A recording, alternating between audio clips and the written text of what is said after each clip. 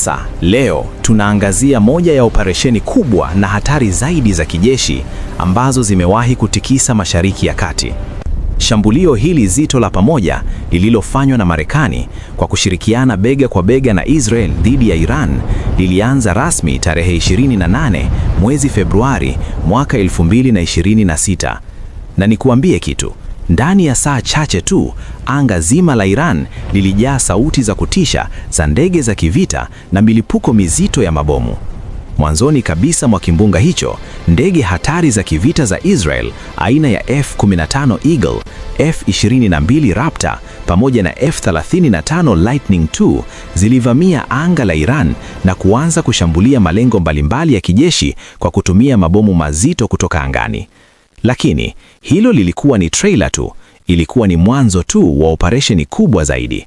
Wakati Israel ikiendelea kumimina moto huo wa anga, Marekani nayo iliingia rasmi vitani. Marekani ilianza kwa kufyatua makombora yake ya masafa marefu aina ya Tomahawk kutoka kwenye meli zake za kivita zilizokuwa zimetia nanga katika Bahari ya Arabia, sambamba na kufanya mashambulizi makali ya anga. Na kwa mujibu wa taarifa za siri za kijeshi, maandalizi ya mashambulizi haya hayakuanza jana, yalikuwa yanafanywa kimya kimya tangu mwezi Januari. Hili linaonyesha wazi kwamba operesheni hii ilikuwa imesukwa na kupangwa kwa muda mrefu sana kabla ya kuanza.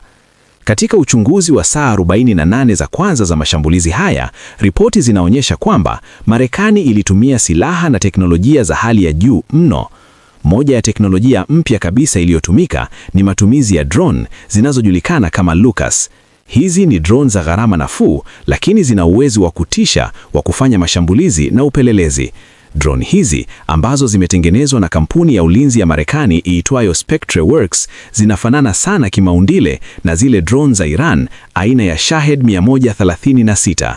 Wakati huo huo, Marekani haikuishia hapo, ilituma zile ndege zake nzito za mabomu aina ya B-1 Lancer.